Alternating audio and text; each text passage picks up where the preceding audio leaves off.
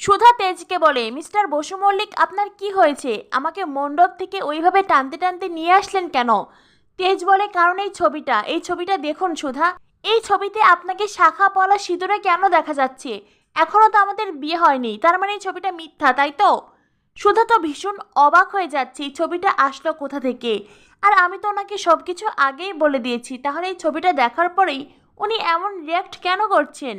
সুধা কিছুই বুঝতে পারছে না, আর তেজ তো বারবার সুধাকে প্রশ্ন করেই যাচ্ছে। তেজ বলে, কি হলো সুধা, আমাকে বলুন এই ছবিটা কোথা থেকে আসলো? সুধা বলে, এই ছবিটা আমারই, ছবিটা মিথ্যা নয়।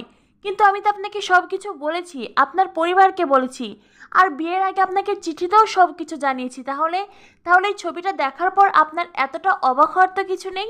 হ্যাঁ, তো আমি তো এই চিঠিটা পড়েছি, আর চিঠি পড়েছি বলেই তো আমি বলছি ছবিটা মিথ্যে। আপনি বলুন প্লিজ সুধা, প্লিজ চুপ করে থাকবেন না, আপনি বলুন।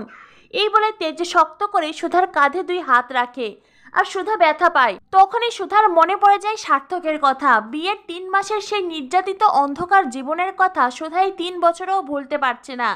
সুধা তখন ভয়ে কাঁপতে থাকে। সুধা তেজকে বলে, আমাকে মারবেন না প্লিজ, আমাকে মারবেন না। তেজ তখন সুধাকে ছেড়ে দেয়। সেই মুহূর্তেই সেখানে ইমন চলে আসে। ইমন বলে, কি তেজ? তেজ বলে, তুমি এখানে? ইমন বলে, হ্যাঁ, আমি তো তোমার শুভাকাঙ্ক্ষী, তোমাকে আগেও বলেছি। তা সুধা তোমাকে বললো আসল সত্যিটা, এটা সুধার দ্বিতীয় বিয়ে? তেজ বলে, তুমি একদম চুপ থাকবে, একদম মিথ্যে কথা বলবে না, ওই ছবিটা নকল। সুধা তখন বলে, না, ছবিটা আসল। আর হ্যাঁ, আমার আগেও একবার বিয়ে হয়েছিল, আগেও আমি একবার বিয়ের পিঁড়িতে বসেছিলাম। তেজ বলে, তার মানে আপনি বিবাহিতা? সুধা বলেন, না, আমি ডিভোর্সি। তেজ বলে, আপনি কি করে পারলেন আমাকে আমার পরিবারকে এইভাবে ঠকাতে? সুধা বলে, কি বলছেন মিস্টার বসু মল্লিক, আমি আপনাকে ঠকিয়েছি? আমি আপনাকে কখনো ঠকাইনি, বরং আপনি আমার অতীতে জানতে চাননি, তার সত্ত্বেও আমি বিয়ের আগে চিঠিতে আপনাকে সব কিছু লিখে দিয়েছি। তেজ বলে, না, আপনি চিঠিতে কিচ্ছু লেখেননি। সুধা বলে, চিঠিটা কোথায়?